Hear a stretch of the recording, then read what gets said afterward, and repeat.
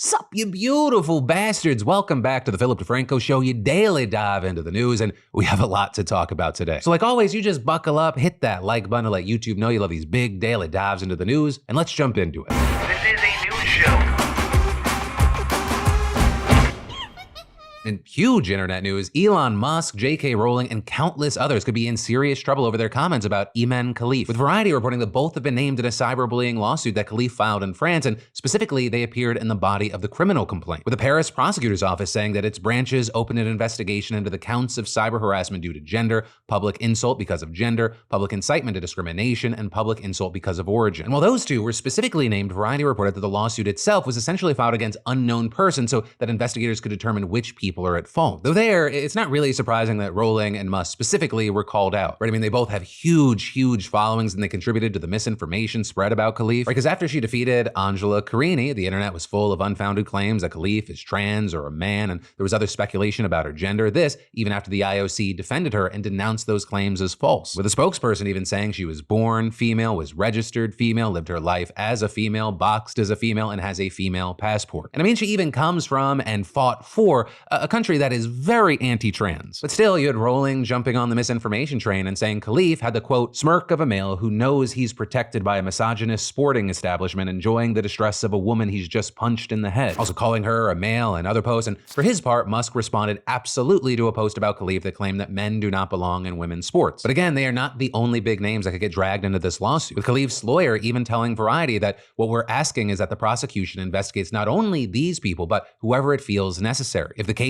goes to court, they will stand trial. And they're adding that even Donald Trump will also be part of the investigation because of his comments, right? Because he posted a clip of Khalif's fight and said he would keep men out of women's sports. There's also a chance here that Logan Paul enters the picture, right? Because even though Variety's article did not make it clear where he stands in a potential investigation, they did note that he called her a man on X and then eventually deleted the post and said he may have spread misinformation. But Khalif's lawyer said that any apologies or retractions, that won't change anything regarding the investigation. So seemingly that leaves the door open there. And then as far as, how this lawsuit filed in France could include people living in different countries, Khalif's lawyer said that people overseas could be targeted as the prosecutor's office can make requests for mutual legal assistance with other countries. And this, as you had her former coach talking to the AP saying that the complaint was initiated by Algerian authorities and should, quote, serve as a lesson in defending the rights and honor of athletes in Algeria and around the world, and saying all those involved will be prosecuted for violating Iman's dignity and honor. But then, in other news, it's been a minute since we last talked about it, but there are new Mr. Beast allegations and updates. Because among other things, there's this alleged narrative that Mr. Beast is blocking people from speaking about victims, including those who say they were sexually assaulted. And in part, these updates start with Eret, Ava Tyson's partner, with there being an anonymous X account posting what they claim is an internal message Eret originally sent to mods in a Discord group. And I really want to stress this before we get into it. Currently, it is unclear if this message is authentic, right? Eret hasn't spoken out to confirm or deny it, but whether it is or is not genuine, it has led to a ton of responses online, and it's continued this narrative, and it's also led us to another big response. But with all that said, going down the list, this alleged message claims that Ava is disgusted by who she used to be, that she regrets buying Shadman art. This message also claiming that Ava didn't know Lava GS was a minor when she began making sexually explicit jokes in Discord channels where he was present. Though both Lava and another person who says they were a minor on those channels have responded, saying Ava definitely knew Lava was a minor at the time. And then the message shifts to Jess, who we mentioned in our previous coverage, right? Jess claims that she and Ava had a sexual relationship, that she was then brought on to the Mr. Beast team, and that things quickly turned to sexual assaults. And here, that message claims that Ava paid for all of Jess's living expenses, but that she viewed Jess platonically like a sister. Also claiming that Jess once tweeted a threat to kill herself, with the alleged message then going on to read, there has already been a third-party investigation at Beast for a couple weeks regarding Jess. However, as Mr. Beast has been under so much pressure recently, they don't want to say anything publicly in case it causes more things to flare up online. With it adding that Ava's initial response was, quote, entirely written by the Mr. Beast execs under the insane pressure of Amazon and other corporate investors, and claiming Amazon execs basically forced Jimmy to ditch Ava. But then, like I said, with all of that, we saw Jess responding to this anonymous account, getting them to share a screenshot of what appears to be part of the same message from Eret in this alleged Discord channel, with Jess then saying a number of the claims spread in this message were lies, saying Ava did not pay for all of her living expenses, claiming that the relationship wasn't just platonic, and notably saying she never threatened to kill herself, and adding, my case got moved to the new third-party investigators probably because the company didn't like the results of the original investigations, which started in early June. Yes, Mr. Beast wants to avoid anyone saying saying anything publicly about what happened to me and other victims so investors don't pull out. They don't care at all that I was SA'd at their company. But then also, as all of that was playing out, you had creator Rosanna Pansino claiming she got a hold of another alleged document. But they're saying this one is a 36-page employee manual written by Jimmy himself and claiming that she confirmed its legitimacy with 2 former Mr. Beast employees. But they're also posting the full document to X, but going through parts of it in a video. Or they're starting with a section titled I Only Want A Players, in which Jimmy allegedly writes, A players are obsessive,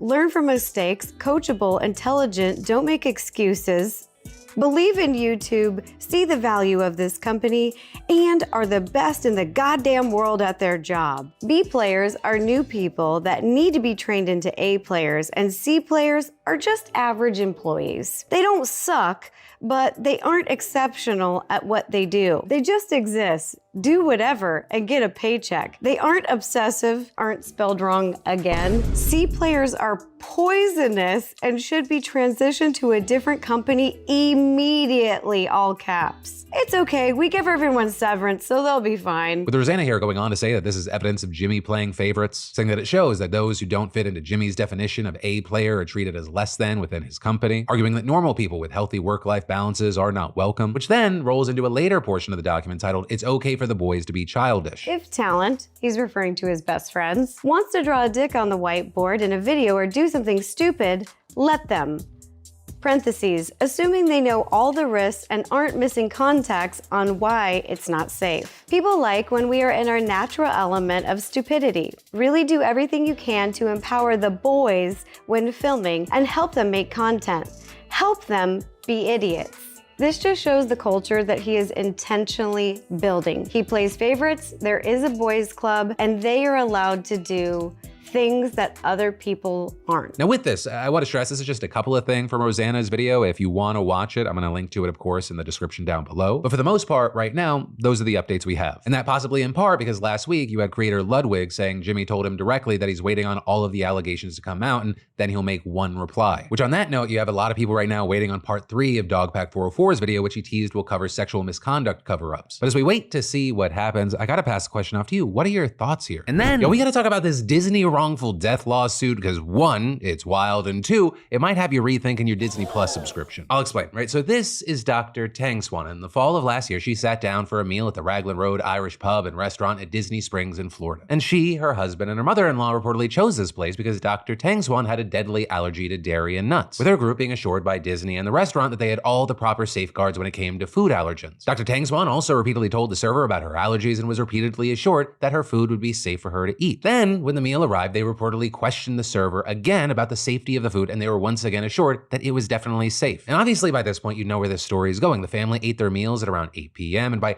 8:45, Dr. Tang Swan was suffering a severe allergic reaction and was taken to the hospital where she later died. And according to the autopsy report, Dr. Tang Swan died from anaphylaxis and had very high levels of dairy and nut allergens in her system, with then her husband, Jeffrey Piccolo, filing a wrongful death lawsuit against Disney in February of this year, saying that the company and the restaurant were negligent. And with that, his wife's death was a direct result of that negligence. But then it brings us to the truly wild part of this story, Disney's response to the lawsuit, because at the end of May, Disney's attorneys filed a motion to compel arbitration, which means that the case would be handled by a neutral third party outside of court. And in that motion, Team Disney says that Piccolo is ignoring the agreement that he made to arbitrate all disputes against Disney and its affiliates. To which you might ask, okay, well, when did Piccolo make this agreement? Well, apparently it was when he signed up for a month-long trial of Disney Plus in 2019, with Disney's attorneys arguing that when he made an account through the Disney Plus website, he had to accept the subscriber agreement in Disney's terms of use. And those terms included the clause agreeing to arbitration. And then also saying Piccolo had agreed to Disney's terms when he bought the tickets online for their 2023 trip. Now with that, Piccolo and his attorneys have responded, calling Disney's argument preposterous and saying that it, quote, borders on the absurd, and arguing the notion that terms agreed to by a consumer when creating a Disney Plus free trial account would forever bar that consumer's right to a jury trial in any dispute with any Disney affiliate or subsidiary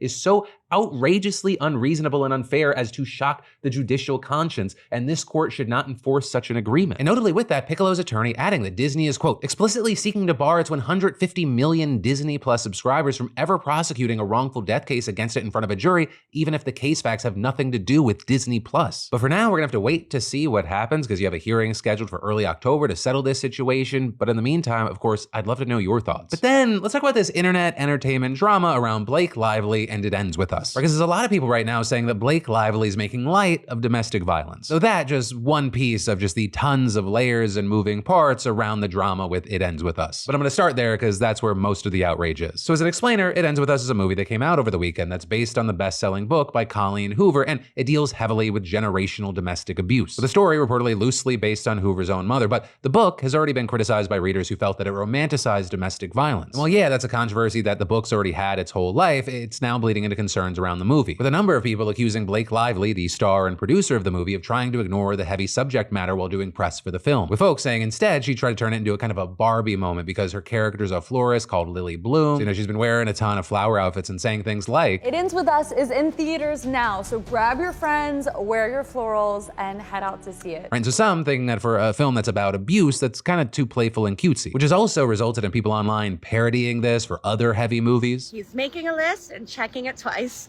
Grab your red coats and come see my new movie, Schindler's List, starring a hunk with a very particular set of skills, Liam Neeson. Meanwhile, you had others upset that Blake used the movie to cross-promote a beverage company by selling limited edition bouquets that came in Betty Buzz bottles and coming up with themed cocktails using her Betty Buzz brand. There are also pop-ups to take Instagram photos based on the movie. And to some think that it just feels wrong that she's treating it like a light-hearted, feel-good rom-com. With even Rolling Stone saying what this glossy marketing campaign is proving is that Hollywood hasn't found a respectful way to market movies about domestic violence. Even worse, It Ends With Us isn't even trying, saying it's prioritized selling a romance by covering up the themes of abuse at almost every opportunity. But then people also comparing the way Blake talks about the movie to the way her co-star and director Justin Baldoni talked about it, arguing that he took it much more seriously. The question that's always asked is, why did she stay? And that's the wrong question. Yeah. What we need to be asking ourselves is, why do men harm? But this is also where a lot of the drama comes in, because while some think that Blake is the problem, others think that it's actually Justin, with people pointing to the fact that he's been absent from most of the press events that the cast attended, and the fact that while he follows Blake and Colleen Hoover on Instagram, they don't follow him. And so with that, you have some saying they think he did something or said something to upset everyone, that there must be a ton of drama that we just don't know about, with some tabloid headlines claiming the cast doesn't want anything to do with him because he allegedly caused problems on set. Others then speculating that maybe there was friction because Blake's husband, Ryan Reynolds, wrote the dialogue for a key scene, so some think that he took creative control over the film as a whole. And then on top of that, some just thinking that it never made sense for a man to direct this movie in the first place, that a woman should have been at the helm. And very notably, rumors about a potential rift reached a tipping point last night when The Hollywood Reporter said that Justin had hired a crisis PR team. So you've got people out there saying things like, this man directed a terrible movie glorifying domestic violence and cast himself as the abuser, had his entire cast disassociate with him for making them uncomfortable, hired a crisis firm to bury the story, yet social media will have you believe Blake Lively is the real villain. But then also you got some folks that say there's no good guy or bad guy, that the whole thing's just a fucking mess, driven in part by bad choices that we're publicly seeing, as well as just a fuck ton of speculation. But I gotta ask, for those who have read the book, who have maybe seen the movie, I'd especially love to know your thoughts here. And then, there are plenty of things in life we have to compromise on, single or not, it's just the way that it is. But when it comes to your health, you can't compromise. So don't go back to the doctor who's only physically there, not really listening to you just because they're available right now, or they take your slightly sketchy insurance. Instead, check out the fantastic sponsor of the PDS,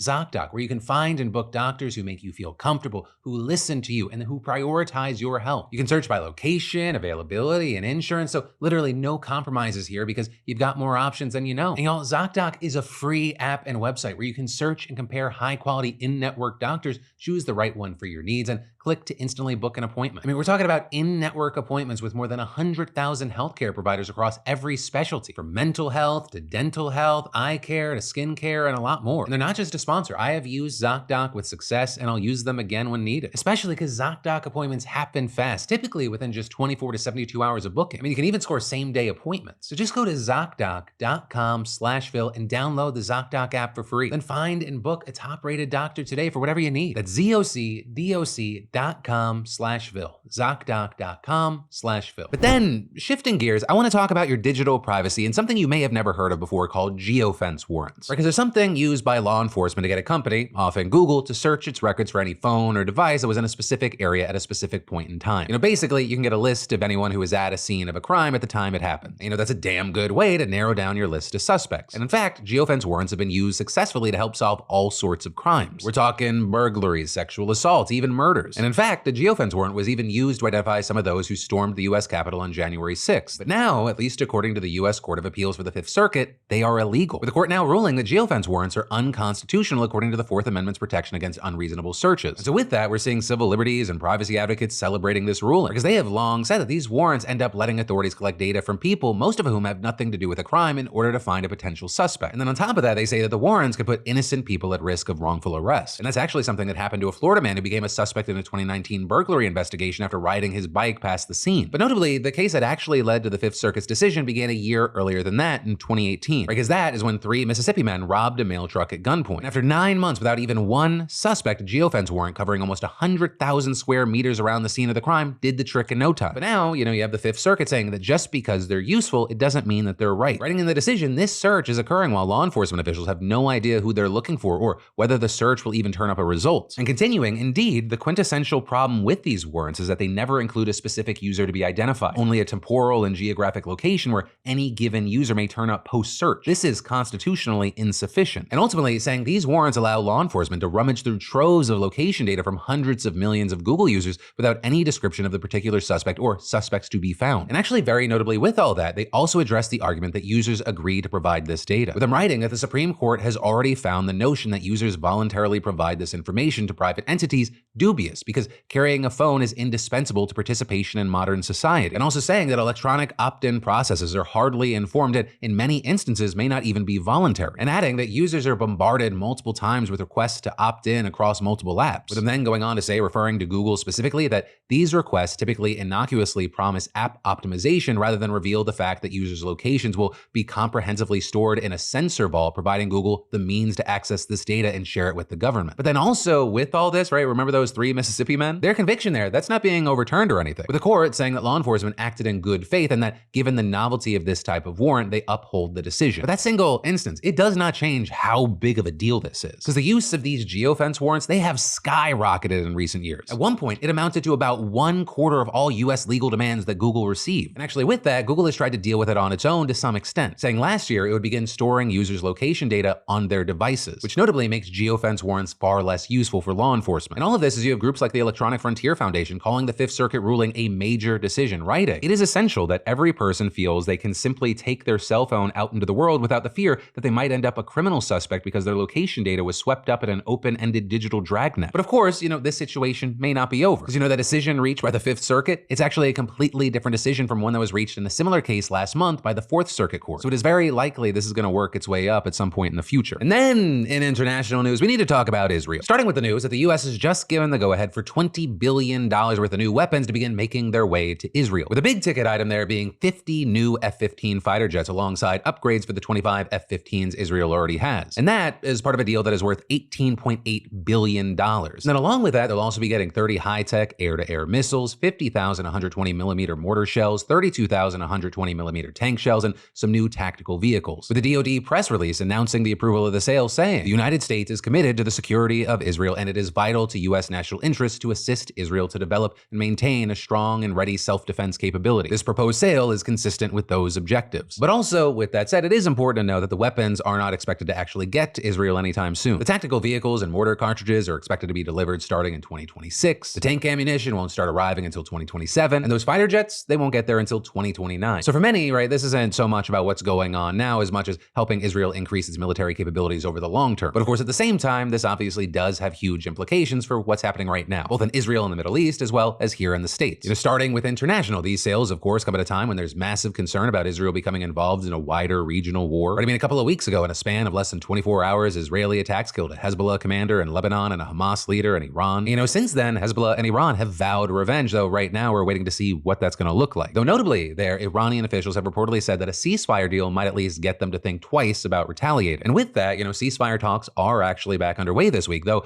it is not as good as it sounds, right? Because reportedly, Hamas is saying that it won't take part, with the group saying there that they believe Netanyahu is, quote, not interested in reaching an agreement that ends the aggression completely, and instead claiming he is deceiving and evading and wants to prolong the war and even expand it at the regional level. And so with that, they say they'll start talking again if there is a clear commitment from the Israeli government to work with the ceasefire proposal they put forward in July. And notably there, that offer has been described as significant by a U.S. official, because it appeared to meet the conditions set out in the framework outlined by Biden way back in May. And notably, that was a deal Biden said that Israel had already agreed to. But then last month, month, Israel presented new demands that went way beyond the scope of that framework. And this also is they haven't let up in Gaza at all. I mean, just a few days ago, reportedly an Israeli strike on a mosque and school in Gaza killed at least 93 people, bringing the reported death toll just short of 40,000. Also, an Israeli minister made a controversial visit to the holiest Muslim site in Jerusalem. And then just today, Finance Minister Bezalel Smotrich, you know, that crazy motherfucker we talked about last week, he announced plans for new settlements in the occupied West Bank, which are overwhelmingly considered illegal under international law. And of course, all of this is you have the US, of course, continuing to push for a ceasefire. And also while offering some criticism, for example, condemning that visit to the Muslim holy site, but then also making it clear that it's got Israel's back. Right? For example, sending its own warships and fighter jets to the region to get ready for possible retaliation against Israeli or even American troops. And then, you know, of course, there's the approval of these arms sales. And so with that, you actually have the Israeli defense minister posting on X thanking Secretary of Defense Lloyd Austin and Secretary of State Antony Blinken for their, quote, contribution to the strengthening of the power of the state of Israel. And of course, for the Biden administration, having members of your cabinet personally thanked by the guy in charge of the Israeli military, depending on who's looking at that news, that's either a great look or a bad look. Right? Because Biden and Harris, they've been doing their best to walk this political tightrope that's so fucking thin, I'm not sure it's really there. You know, on one hand, these arms sales, they help fend off criticism from Republicans that Biden and Harris don't do enough to support Israel. And of course, for undecided pro-Israel voters, it could be a real difference maker. But on the other hand, it's obviously very unpopular with certain progressive voters and lawmakers who want Harris to commit to an arms embargo on Israel if elected. And so, you know, really, we're seeing that divide play out at every level across the country. You know, just this week, we're seeing prosecutors in San Francisco charge 26 pro-Palestinian demonstrators who blocked Golden Gate Bridge back in April, with the city's district attorney there saying the demonstration caused a level of safety risk, including extreme threats to the health and welfare of those trapped that we as a society cannot ignore or allow. But then to that, the city's public defender's office said that the DA just, quote, went fishing on Twitter for complaints about the protest, even though no one was injured and the California Highway Patrol cleared the roadway with no resistance from protesters. And one attorney going on to say, the protesters are opposing American tax dollars being used to fund ongoing attacks on the people in Gaza, which the International Criminal Court has deemed crimes against humanity. And while of course that's going to play out, we're expected to see possibly bigger pro-Palestine protests in the near future. And that, in part because they're promising a massive showing at the Democratic National Convention next week, with organizers saying tens of thousands are going to show up, which of course, if that ends up being the case, we'll be seeing scenes of possible anger and disagreement at a time when Democrats are wanting to look unified. But for now, we're gonna have to wait to see what actually happens and how it gets handled. And then this international news coming out of India, it is big, but also some of the details are kind of insane. Because India's healthcare system, it is grinding to a halt right now as nearly 300,000 doctors at government hospitals have been on strike since Monday. And that number, it's just continuing to grow as they're protesting the death of a 31-year-old female resident trainee in the eastern part of the country who was raped and murdered while working. With the protests being in pretty much every state, and essentially all elective and non-emergency procedures are being canceled. And this is the news of what happened spread like wildfire within the medical community, and even outside of it, it struck a chord. Which, you know, isn't a shock when you consider a 2015 study found that 75% of Indian doctors had experienced some form of violence while working on the job. Which, yeah, you have doctors working with the public, with people that are going most likely through the worst points of their lives, but 75% is a crazy high number. But then also on top of that, women in particular, they suffer horrifying rates of violence across India. So for women doctors, it's like double dipping into bad stats. And with this, in a statement on Twitter, you had the Federation of Resident Doctors Association of India saying, this heartbreaking incident starkly highlights the glaring deficiencies in security within our medical institutions across the nation. A related organization making a similar statement saying, this heinous crime exposes the alarming lack of security in our hospital premises. Today, this atrocity occurred in Kolkata. Tomorrow, it could happen anywhere else. With the group also demanding the passage of the Central Protection Act for doctors, which would more clearly define what counts as violence towards hospital staff and have clearer penalties for those crimes. Now, critics of the law point out that 25 of India's 28 states have laws that directly address this issue, but doctors, they claim that they're rarely actually enforced and they're ineffective, which is why a federal law would be far more likely to actually be used. That being said, at least some officials in West Bengal, where the crime occurred, they seem to be taking this seriously. The chief minister has backed protesters' demands that the investigation be fast-tracked, but really, we'll just have to wait and see what happens from here, and hopefully there is some kind of sweeping change that's made, because it really is kind of crazy just how often we hear horrifying stories out of India of women being attacked, massive protests that follow, and then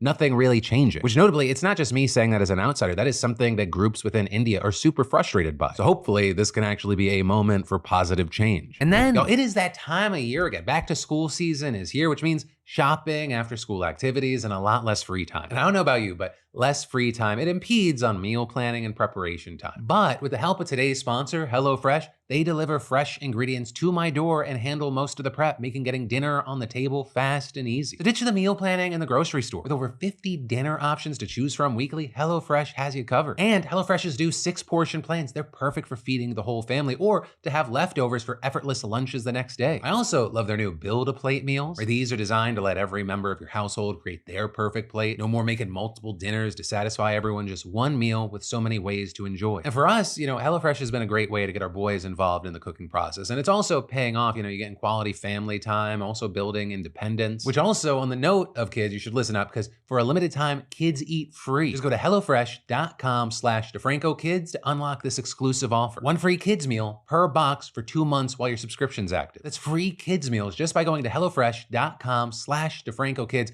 and try America's #1 meal kit today. And then, so ever since the fall of Roe v. Wade, a lot of shit has gone down in the United States. But one major battle regarding reproductive rights centers around something you may have never heard of: abortion pill reversals. Or because many pro-birth organizations out there are claiming that women can undo their abortions when they're halfway through the pill regimen. And if that sounds sketchy when you hear it, you're not alone. And you probably won't be surprised to hear that medical groups say that trying to stop abortion at the midway point is scientifically unproven and potentially dangerous. But also, before we get into all this, you have to understand how medication abortion works. Starting with, it's been proven to be effective and safe. You start by taking mifepristone, and then you follow that with misoprostol up to 48 hours later. The first pill blocks progesterone activity, and the second expels tissue to complete the abortion. But the groups touting abortion pill reversals, they claim that if you give doses of progesterone to someone who has only taken the first pill and not the second, you can reverse it and remain pregnant. Which of course raises the question of, is that true? Can you do that? And can you do that safely? And there, well, it depends on who you ask. The pro-life group Heartbeat International claims on its website that, quote, from the moment a woman takes the abortion pill, she has 72 hours to change her mind and save her baby, claiming statistics show thousands of lives have been saved and counting through the abortion pill reversal protocol. You also had PBS Wisconsin talking to Dr. Catherine Stark, an OBGYN and medical director for a faith-based pregnancy center in Michigan, who claims that this works. But they're telling the outlet in the last 6 years she has prescribed progesterone to stop medication abortion at least 60 times, and claiming with that it worked in 60 to 70% of cases and resulted in a child being born. And Dr. Stark arguing, if a woman has really changed her mind, I think she's entitled to all her options. But as far as if this has actually been proven and studied, well, even Dr. Stark herself noted that no, the gold standard of scientific research has not been clear. There's actually barely any research on this, and what is out there has been heavily criticized. For example, one doctor published his own case series in 2018, claiming to have worked with hundreds of patients, half of whom went on to give birth. But critics say that his research lacked a ton of basic standards like a control group and safety data. And then there are even smaller cases that fell short in similar ways. We're not actually proving if progesterone did anything, because people who only take the first abortion pill and they don't use the second, they've always roughly had a 50% chance of remaining pregnant regardless. But the study that people concerned about abortion pill reversals point to the most comes from UC Davis in 2019. Because there, researchers intended to enroll 40 patients in a double-blind, placebo-controlled randomized trial. But they had to stop enrollment after 12 patients, and that's because of safety reasons when, quote, severe hemorrhage requiring ambulance transport to hospital occurred in 3 patients, 1 from the group that took progesterone and 2 from the placebo, with the study concluding that efficacy could not be measured and simply warning that, quote, patients in early pregnancy who only use mifepristone may be at high risk of significant hemorrhage. And with this, you recently had the lead researcher behind the study, Dr. Mitchell Crennan, telling NBC News, is there a possibility this works? I will say, until I'm blue in the face, yes, there is a possibility it works. Is there any evidence that it works? None. And also adding that there are not nearly enough studies to inform patients of potential side effects and complications. And so because of all this, you have groups like the American College of Obstetricians and Gynecologists warning against this practice, with them putting out a memo saying it is not supported by science. Meanwhile, other doctors have called it ill-advised, some going so far as to say it's not a real medical procedure